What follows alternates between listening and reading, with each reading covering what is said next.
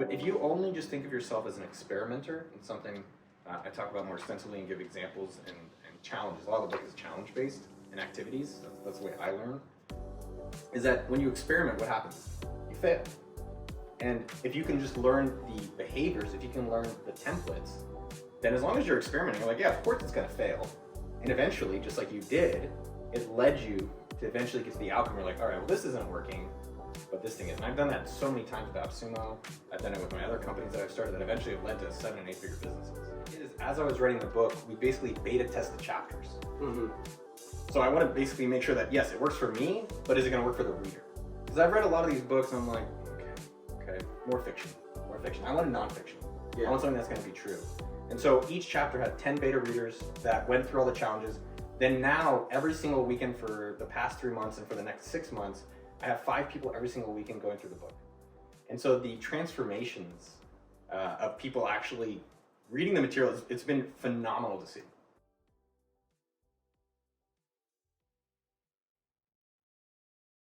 How is Noah Kagan? Noah Kagan's great. Life is wild. Like, we woke up at 5 a.m. to fly out to Rhode Island to interview someone we met on the streets. And now we're at your house in Taunton, in Massachusetts.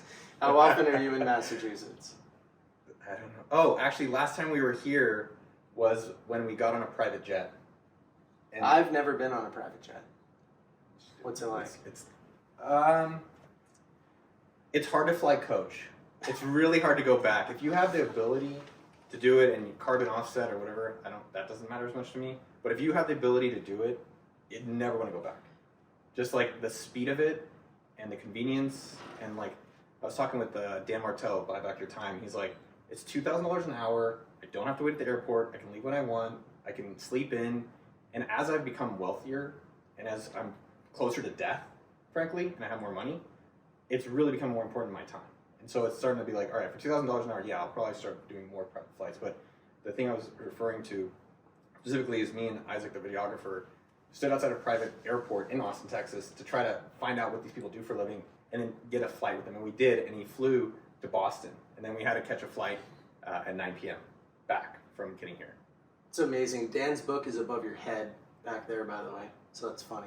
But yeah, life is wild, man. Flying out here for some interviews. AppSumo stuff is going really well. Have a book coming out pretty soon. Girlfriend in Spain I'm trying to make happy and do my best. So life is good. Life is very good. Can I tell you the worst plane story about coach versus first class that happened to me recently? So check this out. I was in the second exit row back in a bigger plane, so I was kind of far from the front, and I get a notification on my device, you've been upgraded to first class. Somebody comes over and they get me. Mr. Hutchison, you've been upgraded, so I grab my bag out of the overhead, I walk all the way up, I sit down, I'm comfortable.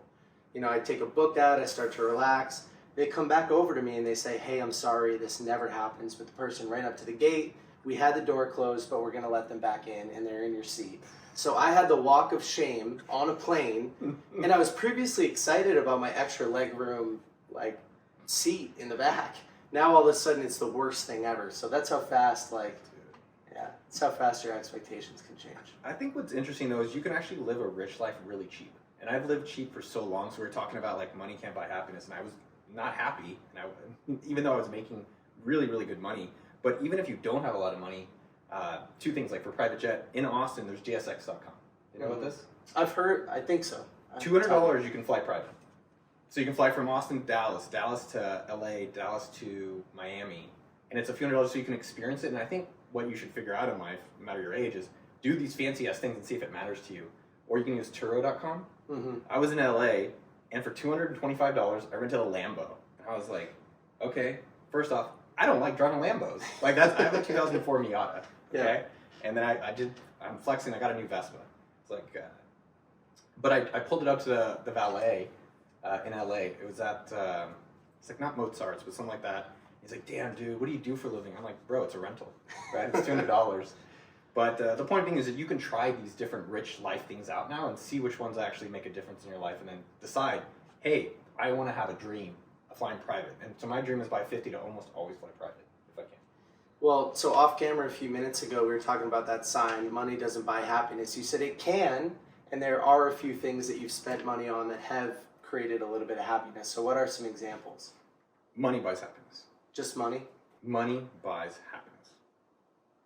And so for me, I lived so cheap and I never spent any of the money. I was making millions of dollars a year, living in an 800 square foot house with cracks in the walls, cracks in the floor, cockroaches. I, at times, would have a gun on my couch because I thought people were going to break in. Oh, wow. I was just kind of like, and when COVID happened, I said, let's just try something different. And so I think a lot of times, what's the catalyst? And you know, the book $1 Million Weekend, catalyst is you don't have a lot of time, but you can change your life in 48 hours, and that's a catalyst. And so COVID, I tried living in fancy houses. So I rented a Malibu beach house, $20,000. I've never spent $20,000. I was like, I'm never going back. I'm never going back. You know, I opened the blinds and I'm looking out on the Malibu beach, and I was like, okay, there is a level where if I can afford this, which I could, and I could finally treat myself to spending some of this money. Every day I wake up in my house, it inspires me. So I have a $2.5 million house, and frankly, it's $10,000. It's about $10,000 to $12,000 a month. It's not that much, but I will tell you, it elevates my game. It elevates my work. Honestly, at the end of the day, it elevates my life, and I am extremely happy. But there's other pieces, and I think that's where when people say money can't buy happiness, it's because you're buying things that don't make you happy. I don't have a Ferrari. I don't have a Lambo. I have a Rolex collection. It literally makes me kind of annoyed. I'm just like, what did you? And I buy them to commemorate moments. And it's just like they're just sitting, not doing anything. Where like this is a $200 watch, or I have a $15,000 bike. I kid you not, I just go in the garage and look at it, and I'm just like, its name is Chili. And I'm just like, oh, look at you. But that gives me the happiness. You're like, look at you. I know. Oh no, you have to clean the chain. Yes.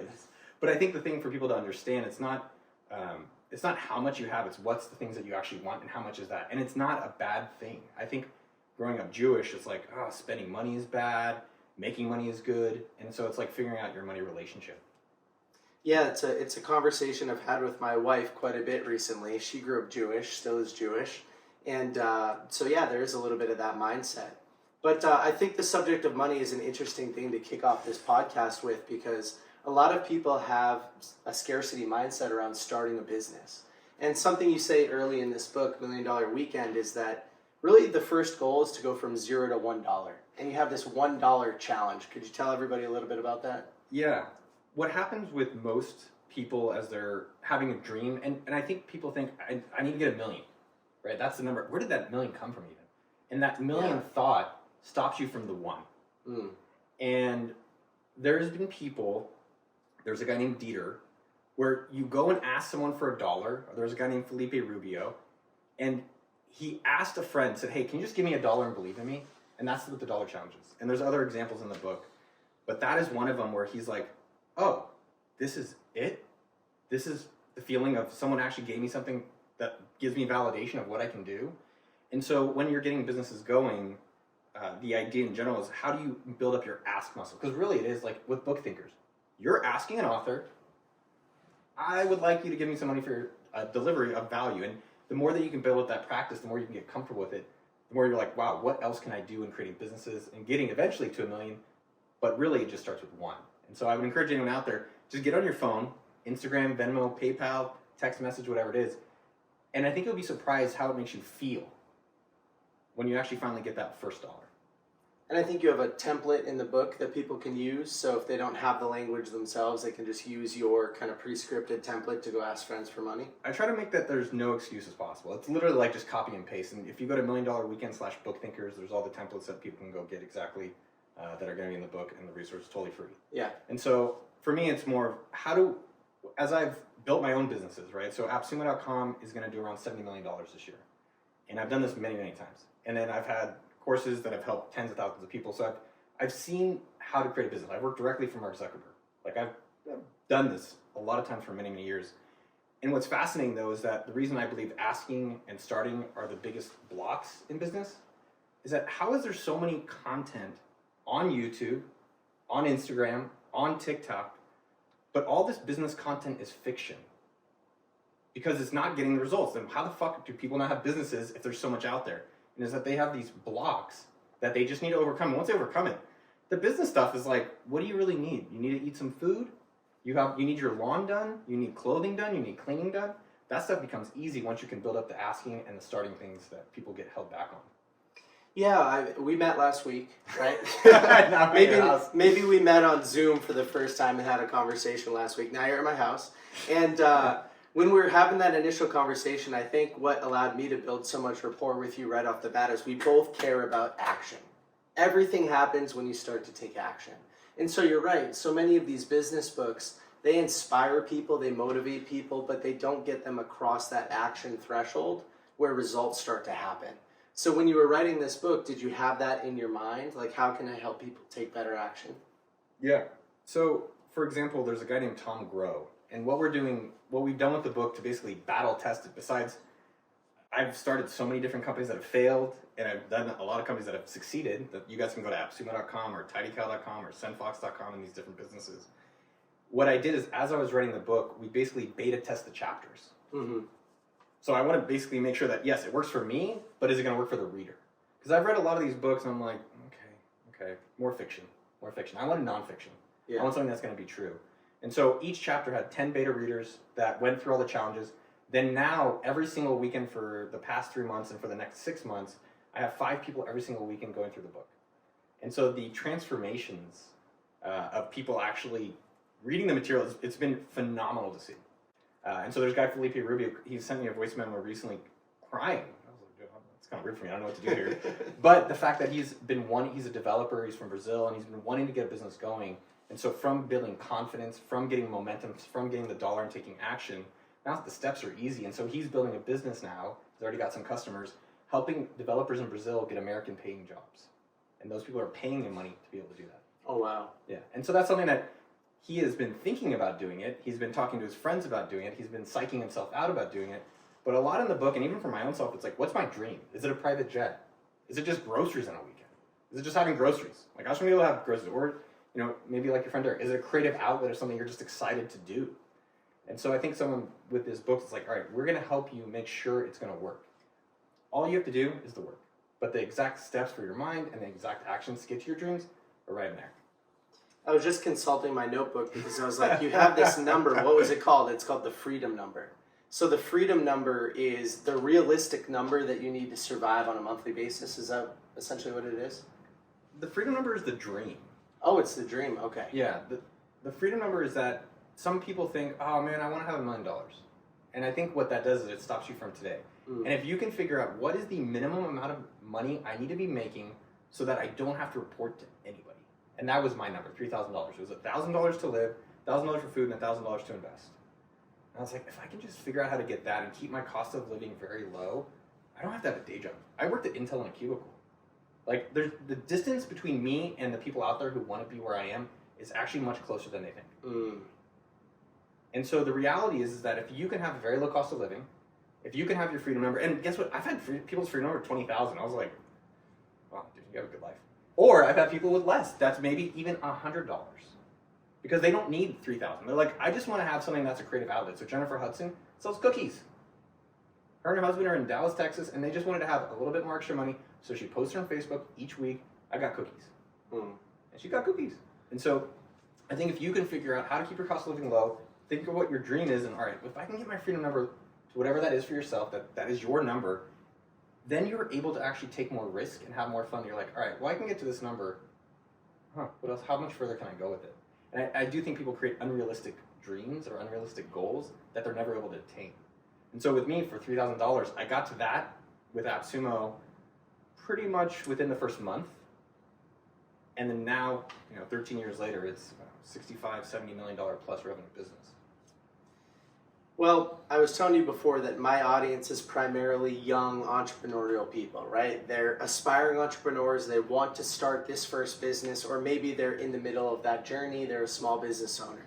And so I do think this book is perfect for those types of people because how do you eat an elephant one bite at a time? You have to start going from $0 to $1, and then from there you continue to build up. You find your freedom number, you set realistic expectations, you build the ask muscle, and you start to execute, right? And so I think that your book is perfect for that person. And, I wanted to give a little bit of context on my journey. I think the only reason I jumped into entrepreneurship when I did was because I was blissfully ignorant. I thought I could generate $1 million tomorrow, and so let's go all in on a business, right? And it didn't happen. And what I've noticed with my friends now that most of us are in our late 20s, early 30s, is that people have more responsibility. They have wives, they have kids, partners, a full-time job that they now enjoy a little bit, and so they don't want to take on additional risk because they think that business that they want to start, it takes $1 million to get there, whatever the case is. So I'm really happy that you're talking about what you're talking about because it's realistic action. It's how do you take the next couple of steps and build a little bit of momentum. I think risky to me would be staying at Intel. Risky to me would be being 45 or being 35 or being 25 and being like, is this what it's going to be like? Yeah. That seems risky to me. And the reason that I've tested this book, the reason I've had success with the book, the reason you can see my businesses is that everyone has a weekend free. Everyone has 52 chances to change their life. Oof. That's it. And if you have a wife, or if you have a husband, if you have a kid, it's very tough to make time, but you have a weekend. And what can you get done in a weekend? And what can that be in 30 days? What could that be in 12 months? And you've been doing Book Thinkers how long now? 7 years, 6 years. 7 years. And you said you had your biggest month ever? Mm-hmm. So that builds to $1 million, and that builds to what could be 10 million, it could be 70 million, it could be hundreds of millions of dollars. Mm-hmm. But the point is that you have to get started, as me and you both similarly do, now. Yeah, it seems like, you mentioned this earlier, it seems like you think a little bit about how we only have a limited time on this planet, and so you might make the most out of your time, right? So I have a tattoo on my chest that says Memento Mori, remember your own mortality. And I think about that constantly because death, like the reminder that we are going to die at some point, encourages me to make the most out of the time that I have now. Like it encourages bigger, better action because like you said, I don't want to live a life full of regret. And I think most people wish that they started the business, right? Like 5 years ago, 8 years ago, 10 years ago. Yeah. So the next best time is now, and that's sort of the message here. Bro, you write the book here. Let's just change the name. It'll be Noah Kagan with Nick. We'll just be co-authors for the next one. But I think the thing that people get wrong is that there's a low-hanging fruit where you don't have to spend a lot of time and you don't have to spend a lot of money. But I think that's a huge misconception that 99% of people get wrong. Like, guess what? You literally can go on YouTube or Instagram or any of these platforms for free and get an audience. For free. It's my favorite price. Right? And then you can actually turn that audience and those interested fans into customers one day in any different types of industries. There's a buddy of mine in San Diego. He runs a gardening site, makes millions of dollars. He's the #1 gardening YouTuber. Oh, man. Which is like, it's cool. Gardening? Right? My mom gardens, doesn't make anything. And that's okay. It doesn't have to be a business, but for him it is. And he's able to actually, his name is Kevin, turn his interest, which can be in a lot of different areas. It doesn't have to just be tech. So if you've seen our YouTube channel, we just met a guy, he owns oil tankers. Or I just met other people who have done commercial insurance. So the variety of things to actually how you want to spend your time is really just up to you. So if you're interested in books and making that your life, that's awesome. Or Derek is music, or Isaac is videography. For me, it's promotion. I just found that, and this is an easy easy tip for anyone out there. Just think about what you like doing for free. And I'm blogging and tweeting and emailing and promoting things for free since 2000. Since 2000, I love it. And I'm going to do it for the next 23 years. And so it's like, all right, there's some pattern in that I'm doing for free. What are ways this weekend, with little time, with little money, that I can see if there's businesses around what I'm interested in? Do you think people get caught up in the buzzwords of purpose or passion a little bit too much? Or is what you're saying, your purpose and your passion is what you're doing for free? I think that's an easy way of identifying it. There's other ways that I have in the book for you to help figure out what kind of business you'd be suited for. When I was 25, I was in Argentina with Tim Ferriss, and I was building Facebook games. And I remember being in the middle of the street, and it's like very romantic. You can cue the music, and I was just like, what's the meaning of life? And I was like, I'm like waiting for the answer. You know, in the movie, they have the answer. And then in the street, alone, there is none, right? And so what I have found, and finally many years of practice and therapy and all my own evolution, 2 ways that have changed my perspective on meaning. And number 1 is hard work. It's hard work. Yeah. And the harder the work, the more meaningful it feels. Period. And I think the second part of it is finding work that actually matters to you. So do something hard that actually matters to you. And for me, making YouTube content, putting this book together, meeting people like you, like what is it, 10 p.m. at night or almost 10 p.m. I'm fucking juiced. Yeah. like I'm this gives me life, right? And then we're gonna go promote more people, and then I'm gonna go do promoting software on AppSumo.com. And so it's finding the thing that actually gives you the energy. There's a phenomenal book. It's on the shelf, Power of Full Engagement. Tony Schwartz. But it will be now that you're making I'll the get it for you. recommendation. I'll get it for you. Okay. But highly recommend. And that book is just the same concept, which is where are you getting energy from, right? And so for me, I found it through this. And so just be mindful in your days and your activities, especially when you're younger. You have all this free time to go and explore that stuff. Funny enough, I have a young guy on my team. He was here this morning, and he was talking about taking his first solo travel trip. And I told him that after reading the 4-Hour Workweek, I went to Buenos Aires by myself for 5 weeks. Ooh. I didn't know anybody in South America. I didn't speak Spanish, but I went, and I sort of had some of those similar moments where I was just like, this is beautiful. Like, this is amazing. And I didn't find the answer immediately, but I knew I was onto something. And the something for me at the time was actually freedom to make my own decisions and to live a life like embracing difficulty and exploring and like curiosity. Those are the things that that matter to me. I was employed at a full-time job at the time, but I just went to Argentina, and so it's cool that you mentioned that. Well, two things for you that I think your audience can learn from is, what was your freedom number? Because everyone has one. What was it when you were getting going, like, oh man, if I could just make this number, like I can go move and do the full thing full time, which you did. And then secondly, I am curious for you, how did you get going? Because what you were sharing before we got on camera or in podcast world was how you approached it, which is very similar to the playbook that I recommend for people. So Derek and I have had a lot of these long conversations. He's going to laugh at me because I lived on one end of the extreme and he lived on the other. His was frugality for a while. Mine was crazy spending. So what's different about my story is right out of school, I took a job, full-time job at a software company, rose through the ranks. I was making 6 figures right out of school. And so as a result, I built a lifestyle that sort of cost $8,000 to $10,000 a month.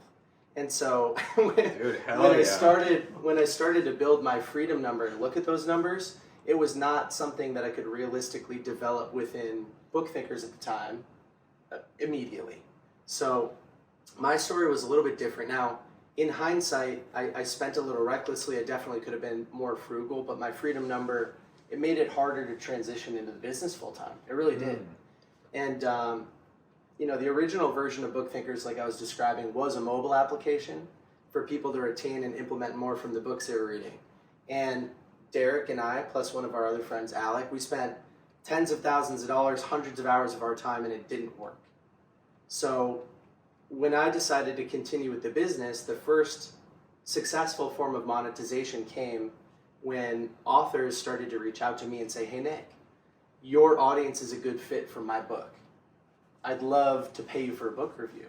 See, we had built this audience in anticipation of an app release. The app never really successfully came out, but authors started to find value in my audience. And so that's how the business started to build. And each time I'd finish one of those engagements, I'd ask our author clients, hey, is there anything else that I can help with? Because one day I want this to be my full-time thing. So I wish I had read this, really I do, earlier in that journey, because I never thought about a freedom number. I just built this lifestyle that required too much money. And so it took me, I think, longer to transition into the business than it would have if I was more cognizant. Yeah, because when you have your freedom number, then you're like, oh, if I can get that, guess what? That's how you can actually get that freedom number 100x if you really want to grow it. Because you're not pressured once you have enough money to be free, which is what 99% of people want. We literally just met a guy, I don't know if he's 9 figures worth, it might be higher, and he's like, yeah, I just want freedom. And so it's a very universal thing. And I think the other thing that you did that I really like, there's 2 pieces of it, is that it's not risky. You didn't go and quit your job in like Silicon Valley, which I don't recommend. That's why I left for Texas. Mm-hmm. You said, Harry, I have a day job, I'm making 6 figures, but this is not my dream. My dream is to have something of myself. And so you're like, all right, let me start stuff on the side until I can eventually get that going. I think the second thing you did, which is more of a mindset shift, is that when we start businesses, people are so afraid of different things, and they don't realize they're afraid. They're like, no, bro, I'm tough. They don't think about it that way. But if you only just think of yourself as an experimenter and something, I talk about more extensively and give examples and challenges. A lot of the book is challenge-based and activities. That's the way I learn. Is that when you experiment, what happens? You fail. And if you can just learn the behaviors, if you can learn the templates, then as long as you're experimenting, you're like, yeah, of course it's going to fail. And eventually, just like you did, it led you to eventually get to the outcome. You're like, all right, well, this isn't working, but this thing is. And I've done that so many times with AppSumo. I've done it with my other companies that I've started that eventually have led to 7- and 8-figure businesses. Yeah, you're highlighting something that my audience has heard me talk about a few times, but repetition leads to retention, right? When I was growing up, I was taught in the public education system that failure was a bad thing. But I think once you start your own business, you realize failure leads to progress, and failure is actually a good thing. It's just part of the process. And so when you talk about optimizing for rejection and or seeking rejection and strengthening your ask muscles, that's what you're looking for. You're getting used to it. And through repetition, you'll become desensitized to failure, and it will start to look more like opportunity. So I love that you're highlighting that. I mean, 2 stories for me would be, I would say there's a guy, Jason Blake, and we have some challenges in there. And when you get rejected and you realize you're alive, you realize how much stronger you actually are than you think. And it's like, oh, how much further can I go? Yeah. How much else can I do? And I just remember being a kid and my dad would do it. We'd go to like a garage sale and someone else was buying something. He's like, I'll pay double what that person wants. And I was like, are you really going to do this? And he's like, what's the worst that's going to happen? They say, yeah, I get it. And I say, no, it's fine. We move on. And he would go door to door selling copiers, doing the same thing. Like, hey, you want to buy a copier? And I remember being 8 years old, just kind of being so embarrassed. And then now, 41, that's what I do. Now I'm 41. When I was in the airport today, I was going through the checkout line. I still push myself. It's not a superpower. It's accessible. Like if you want to if you want to have a business, if you want to have a dream, if you want to have your own money and be able to scale it to unlimited amounts, it's just practicing asking. So we're at the airport. I just went up to the counter. I said, my partner and my friend who's with me, can you just come in board at the same time with me? And they're like, sure. So the downside of it is a moment of uncomfortableness. The upside is your dreams. And the upside is a lot of, like us flying here today to an island and going on a sailboat with a 9-figure, 10-figure person who taught us about his life. So speaking about the airport experience, in the book you talk about asking for 10% off next time you order coffee, and that's actually something that I practiced for a while. So I'd go out for wings with my buddies and I'd ask the hostess or the waitress at the end, can I get 10% off my order? And then you just have to shut up, right? That's the experiment. Yes, and I've had more success than you can imagine asking for discounts on virtually everything that I've ever purchased. And so yeah, it's you have to get over the fear of asking, but you'll also be, like you were today, pleasantly surprised with the results, like getting to board early or whatever the case is. I think there's different components because people have dreams and people watch you and be like, I want to do book thinkers, but and they watch this stuff online, but it's not happening still. So there's still some disconnect that needs to be worked on so they can get to their dreams. And so that's a lot of the exact things that I was surprised about. I thought, hey, let me just teach you exactly how I built multiple 7- and 8-figure companies, but there's still some other parts that no other book has really covered. So for yourself with this asking part, which is a core component of it, what did you learn about yourself as you've done these asks? Well, I did door-to-door sales for a long time. I ran my own house painting business in college for 2 summers. Hired a bunch of buddies, went door-to-door, sold these jobs, and I overcame the fear of rejection. And like you talk about in the book, I learned that it's part of the process and that it can be fun. And when you view it as fun, it is fun, right? Perception is reality. And so by the time that I started doing these fun asks and putting my friends and stuff through the experiment of asking for 10% off your coffee or, asking for 10% off wings or something like that, yeah, you realize that people are just people. The person that you're asking is just a person. They want to be helpful. Typically, they'll be like, I don't know, nobody's ever asked me that before. And then they'll ask their supervisor, can you have 10% off? And they'll be like, sure, why would I care, So people are just people. And I think that's probably the biggest thing that I've realized. If you're knocking on doors or you're asking for a discount, you're just interacting with another human being. And it's probably the first time that they've ever been asked the question you're asking them. Yeah, I mean, business at the end of the day is an ask. Yeah. Period. You're asking someone else for something else in exchange. Mm-hmm. And the more that you can get stronger at that, the more, as you exactly said, hey, I've put in the reps. It's not something that Nick and Noah have that I can't get. Everyone else can get it too. You just have to go and do it. Do you think that everybody is a good fit for starting a business? I mean, do you think everybody listening and watching today should try their hand at entrepreneurship? Yes. Yeah? Yes. I've asked that question a few times and people say no. don't think everybody should? Why do you say yes? You'll learn more about yourself than anyone else. What I would say is that you need to learn yourself before any of this. So if you know yourself and you're like, I've met a lot of people. There's a guy named Rick, worked with me at Intel, drove a minivan, loved it. And I was like, dude, Intel sucks. I literally would sleep at the desk. I would put my chair in front of my cubicle, and I'd have a sleeping bag and a pillow, and then I would just sleep, like probably about half the day, sometimes longer. Oh, wow. And dude, I got a raises there. I was like doing really well, right? So just imagining it. And so Rick, it worked for his life, and Rick was actually smarter than me. Rick was actually, we'd be in meetings, and I'm like, this guy's much better than me, but his ambition and his dreams were different than mine. And so there's nothing wrong or right. And that was like a surprising moment for me, because I thought everyone wants to have their own business. But what I would say is that putting myself out there in a business, and it doesn't have to be knocking on doors, which is, for a lot of people, it would be super uncomfortable. It could be just putting yourself out on a tweet. It could just be like posting something even lighter. Let's go even lighter. Put something you have for sale on eBay. You don't have to even see them. Let's just even go, That's a good point. That is a business. People think you have to be creative in business. You don't. You just have to find something that people actually want. And the idea is just getting that stuff going. I think what you do is you just learn about yourself. You learn how to interact with others. So I'm guessing when you've talked to me, Nick was talking to me about pitching his book marketing for $1 Million Weekend.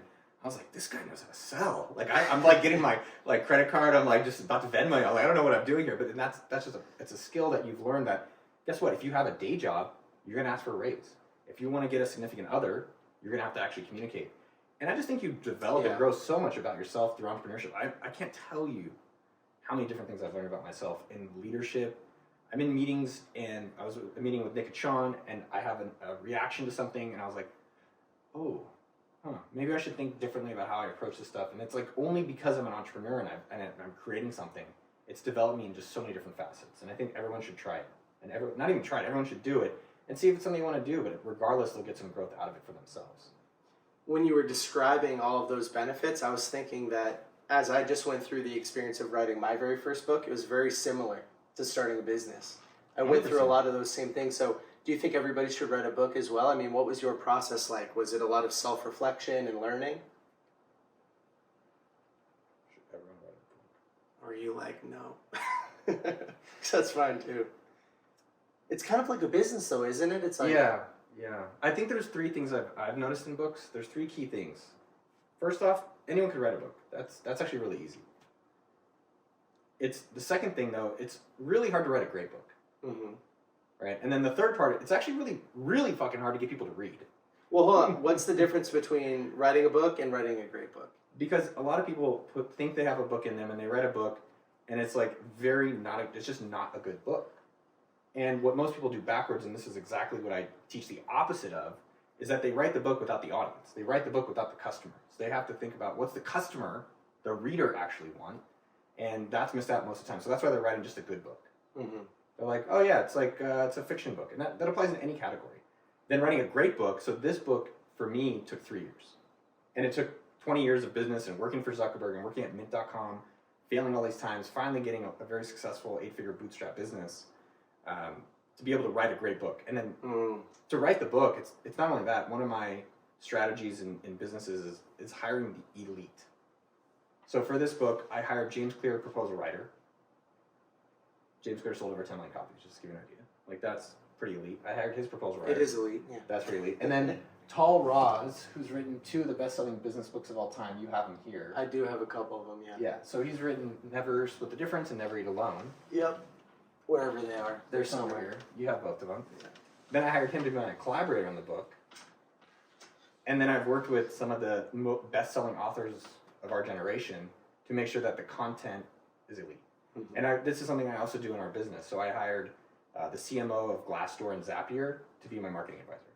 And I have the guy who runs Indeed.com to be our operational advisor. And there's just people across the board. And I think that's a strategy. One, you don't have to actually pay full price. I love deals. And you can actually hire the people on an hourly basis. So maybe it's 500, maybe it's 1,000, but that 1 hour, millions. Like our advisor, Moody, I can't say is hourly, but Moody Glasgow, millions of dollars he's made for us, without a doubt. And so with the book, to get to level 2, which is a great book, it took 3 years to get even to that. And that's proposal writer James Clear, Tal Roz, beta readers for every single chapter. I had 10 separate beta readers. And then now every single weekend I have 5 people going through the entire book from start to finish with documenting. So it's not as much chance, and I don't really like hope in business.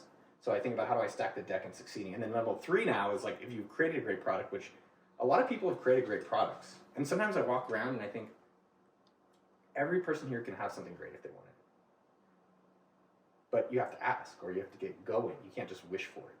And so I do think level 3 with books in general, though, is that are you willing to do everything possible to let people know about it? And I would say that it's not about working hard, because no customer cares I worked hard. Mm-hmm. None of my customers give 2 shits if I work hard. They care if I can solve their problems. And I believe if people actually want to change their life and get a business, yeah, so this book will do it. So I'm working my ass off to make sure I tell as many people as possible. Like, yeah, I think this is the book that's finally going to be nonfiction and getting businesses going. Yeah, that's amazing. I mean, it gets me excited. You know, I just had a chance to go through part 1 of the book, and we talked about how it is very actionable. It's straightforward. It's to the point. And so you can see that you put a lot of hard work into it. And you also highlighted something that I love, which is you're literally condensing decades of lived experience and lessons into days of reading. So people can have a weekend that changes their life. And that's pretty cool. I mean, there's no better form of investment or condensing time than that. Yeah. I personally, like, that's what was cool about your channel. I love reading. And people can say, just because you like eating food doesn't mean you're a good cook. But I love reading. And so it's been fun to be on the other side of that table, to be like, okay, do I actually like reading this book? And it's taken 3 years, literally 3 years to get to a point where I'm like, okay, this is fucking good. Yeah.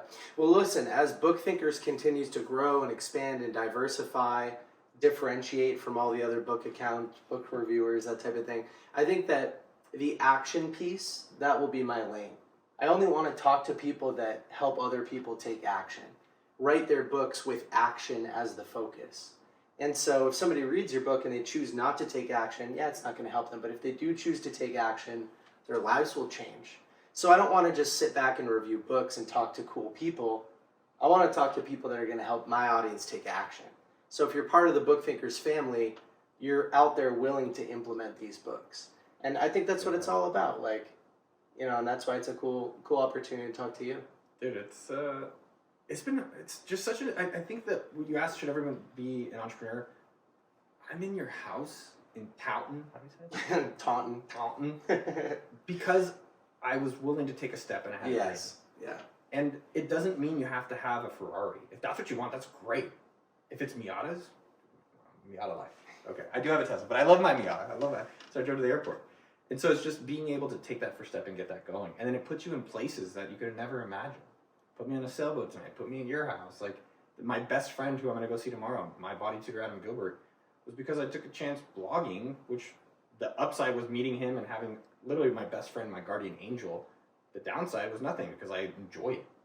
Like, even if no one else read it, I was super happy about doing that. And I think for everyone out there, it doesn't matter your age. It's just like, all right, what are you curious about? Let's go explore that. Yeah, enjoying the passage of time. Yeah, that's what it's all we're, about. We're on a planet. I don't know if people miss that fucking memo, but we're literally in space. And they're like, is this person not going to like my idea? I'm like, you're on a planet. They don't care about you. And so let's build up muscles so that when you go do that stuff, and if they didn't care, guess what? You can keep moving forward and you're going to be fine. Well, and since you don't care about your Rolex collection and it doesn't bring you energy, if you want to donate it to Taunton, Massachusetts, I know a guy who could use some. I don't wear a watch anyway. Do you? Yeah, I think for me, it's been commemorating moments. It's almost like it's probably the same as your tattoos. It is. Right, so you have a tattoo that's like, okay, this is a different story of my life. Yeah, I've been tattooed in 15 different countries so far, and so I'm collecting them as souvenirs, and I can like zap back to this experience, and yeah. Have you talked about all your tattoos on air and the podcast? Not only a handful of them get brought up, kind of the ones that are visible, but I'm like tattooed everywhere. Is there any other stories you have not shared that you want to share on air? I've shared all the ones that are visible for the most part, but I'll pick one and share it with you. So this one, for instance, Two Wolves. There's a poem, and it kind of goes like this. An elder Cherokee is talking to his grandson, and he says, "Grandson, but there's a battle going on in all of us between two wolves. One represents kindness, forgiveness, tenderness, all of the positive things in life, altruism, gratitude. The other represents all of the negative things in life, evil, greed, envy. And so the kid looks up and he says, well, which one wins the battle? And he says, the one you feed. And so I love that poem because it just reinforces positive thoughts. We were talking about optimism before. And so this is a daily reminder for optimism. But I also got it tattooed in Lisbon, Portugal, and the national animal of Portugal is the wolf. And so it's like, I try to find these opportunities to get tattoos that are meaningful, that reinforce positive behavior, but are also souvenirs. So, dude, hell yeah. Yeah. But I want to get tattoos. Thank you for asking. Yeah, man, you don't have cool. any? Not yet. My goal is 80. Once I'm 80, just full. Until 80, I'm like, I don't have anything I want in my body full time. Yeah. But 80, I'm gonna probably I'll get matching. Do you have tattoos? Yeah, get this one, please. I have 0. Derek, you have a couple. Like a yin yang when I got a 18. Dude, hell yeah. Yeah, so, but tattoos are kind of like starting a business. There's a lot that you learn when you permanently ink yourself, and then you go, what the heck did I just do? But then you choose to start more businesses or get more tattoos, and life's good. I think one of the big things that I've worked on, and I think literally every person out there can work on, is just being nicer to ourselves about these experiences and not having so much judgment around our behavior. Like, oh, I'm guilty for this, or I'm bad about this. It's just like, hey, man, I'm at least trying. I'm at least in the arena, which I think is kind of a common thing today. Which is like, at least I'm in the arena. And I had an experience last week where I was thinking, there's been 2 days. One day I was outside and it started raining, and I was bicycling. I was like, well, fuck it, I'm already outside bicycling. I'm just gonna keep riding. Versus another day I was inside and it's raining. I'm like, I'm not gonna go out. Yeah. And I think that was just a good thing for me with life, is like, at least get out there, at least get going. And sometimes it's like, it's gonna rain, you're like, well, I'm out here already, at least I'm gonna keep going. And eventually you get home and you're like, damn, I'm really proud of myself. Yeah, that's really interesting. All right, we'll start to wrap up here. There's a question that I've just started asking people, and I find it really interesting. What is the book that you've gifted the most over the last couple of years? Number one book for me would be Donald Miller, Million Miles in 1,000 Years. So someone asked me a different question around like, what book would I teach at college? And I think what I like to think about is like, what are the fundamentals? And so I think that book, or 7 Habits of Highly Effective People, is a fundamental book. And so I've read that book. I think that's an interesting way of thinking about it too, is like, we always are looking for the next thing. Like, what's the next book that'll finally teach me that one thing? And what's the next video, or the next tweet, or the next Instagram, or the next TikTok? And most of them just aren't true, or they're full of shit. They don't actually know anything. And what I really appreciated about Donald's book was just more his message is, how do you live an interesting life? And that book I've just bought for so many different people because it's not as common, and I like books that maybe aren't as popular. So I think that's also how you get an edge to some extent. And with his book, it was more about, how are you doing interesting things, doing interesting work, and doing it with interesting people. And he tells it through his own experience of being basically a degenerate loser, and like how he went and biked across America. And how he changed, and he really wanted this woman. And so he finally, even though she's in a relationship, he's like, I know you're in a relationship, but if you ever have a chance with me, I want to do it. And I know we've all felt that. We've all wanted that chance. We've all wanted to like take the step. And I think his story is it's a story, which I think people digest better. You've read so many books, you know that the stories are remembered. And so his story is easy to remember, and it inspired me to bike across America. And I just love sharing that book, and it's just got a positive message. Have you read Die With Zero by Bill Perkins? Yeah. He's in Austin as well. Similar kind of message, just like live through experience and go do the thing. But it's also different when you're partying with Dan Bilzerian, I would say, like his stuff. It is. I think his book is good as well, and then a similar vein that inspired me a few years ago when COVID hit, and I created a dream list, and it's something I break down in the book, but one of my goals that I still have this year is to spend all the money I make or give it away. And there's a little bit of Bill Perkins and a little bit of just not enjoying the money we make and not enjoying the life we make. So it's definitely changed my behavior about like, okay, I'm just going to buy that thing. All right, I actually have those $15,000 bikes, I have 2 of them, just so that I don't have to travel with one. And it's more of like, let me either spend it or let me go donate it or buy for people other things. Yeah, it's funny because we were talking about, does money buy happiness? Dan's been on this podcast before, and he says no. He built a life where money no longer brought him happiness. In fact, I mean, there was nothing that could essentially bring him happiness, and it was a really depressing thing to hear from somebody who has it all, right? But he has nothing, essentially, because none of it brings any joy to him anymore. And that's kind of a sad place to be. So I think what you're talking about is, purchase things that bring you energy and forget things that take your energy away. And a lot of people, as they make money, they're not conscious of that. Yeah, I don't know about Dan. I haven't interacted with him as much. I think what's been interesting about doing so many YouTube videos, similar to you, as we're chatting with so many different people, is who are we envious of? Like, who is the person that you're like, okay, yeah, there's something clearly happening different here. And I interviewed John Paul DeJoria, founder of Patron Tequila, Paul Mitchell Hair Care, and there was two things that really stood out for me. And the first one really changed how I approach life, and it was kindness. He's just really kind to other people. He's genuinely kind. It's not some bullshit like, I'm kind, but not really. Like, he's trying to get, he's like, no, he sold Patron for $3.5 billion, and I think he donated $1 billion or some ungodly number. And he's just genuinely a kind person. And we came to his house. He fed us scones. So you're saying it's nicer than Taunton, Massachusetts? No, dude. No. I watched your clips with him, by the way. It was a great interview. He's fire, man. He's just a kind person. And no, Taunton's like #1 Airbnb in America, isn't it? Where people are coming here. It's a big rental market. I never knock people's cities. There's another story about that for another time.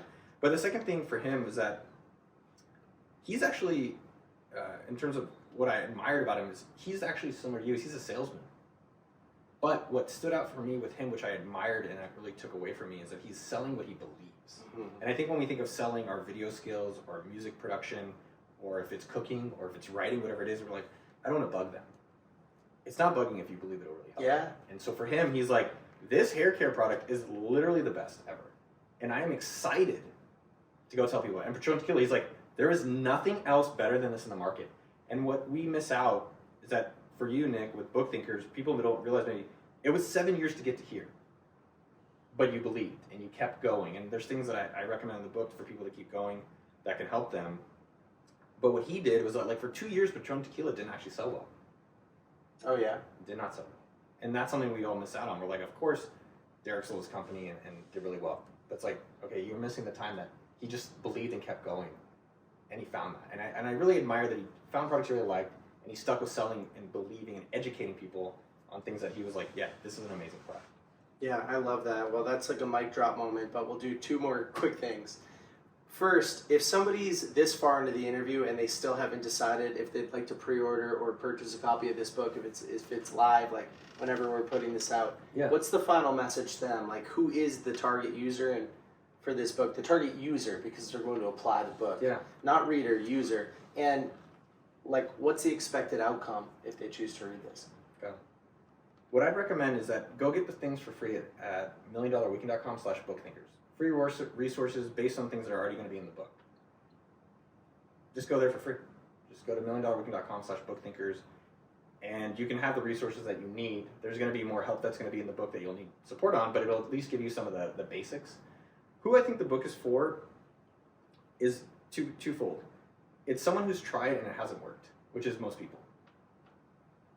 It's like, I built the app, I spent the money, I want to be a videographer, I want to be a freelancer, and it hasn't worked yet. Mm-hmm. Maybe I've watched enough YouTube videos, and I'm still not a millionaire. And so it's someone who's tried at least something, they're willing to do the work, and it hasn't happened yet, and I can help them. Mm-hmm. I would say the second person is that if it's someone who's like, hey, I just have a dream, and I don't really know where to go. Like, I'm not really sure, I think I'd like to do this entrepreneurship. I would say that my book to me is like, okay, there's Tim's book and my book are like the Bibles for entrepreneurship. And that to me would be an honor. That people ultimately, as you said with Tim and your inspiration, is that people read the book and then 7 years later, multi-million-dollar business. Mm-hmm. Yeah, I love that. I think it's a great answer. All right, final question. Everything disappears. Your book, your YouTube, all of your interviews, they're gone. And you can leave the world with one message.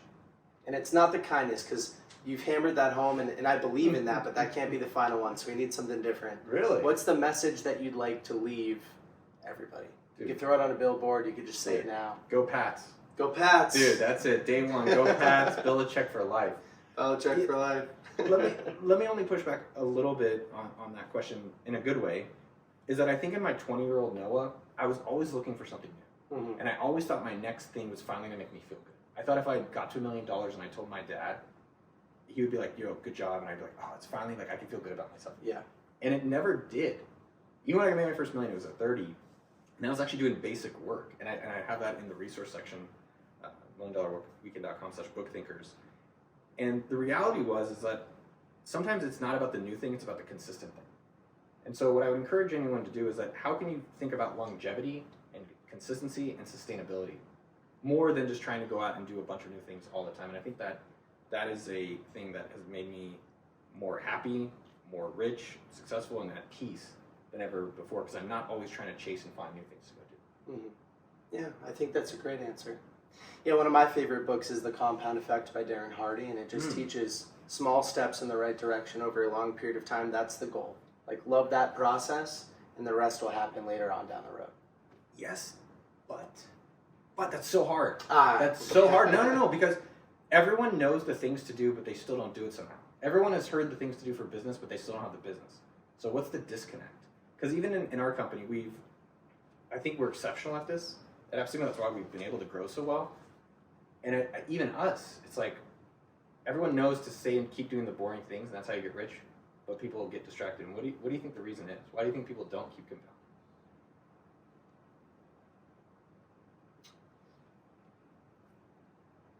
You know, I think the world has moved to a place of instant gratification, and where it's harder and harder to delay gratification. So I think, you know, there's so many things sucking our attention. Everything's new and sexy and different and novel, and we desire that. I think a lot of us are curious, and so we fall out of the routine. It's one of my guesses. I'd have to think about that more. Yeah. What's your answer? My reality is that sexy is winning. And winning is what's working. And what's working is doing more of what's already working. And what you have to do is be very clear on what your dream is. And if you be clear on your dream, then you create a plan, and then you execute the plan. That's how it works.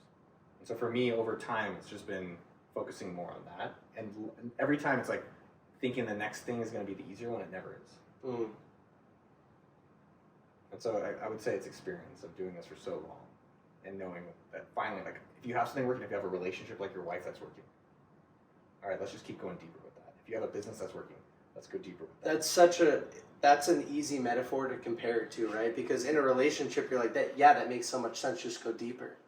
Like, but So, with a business, I think the normal thought process is different than that, but it should be more like a relationship. That's cool. I like that.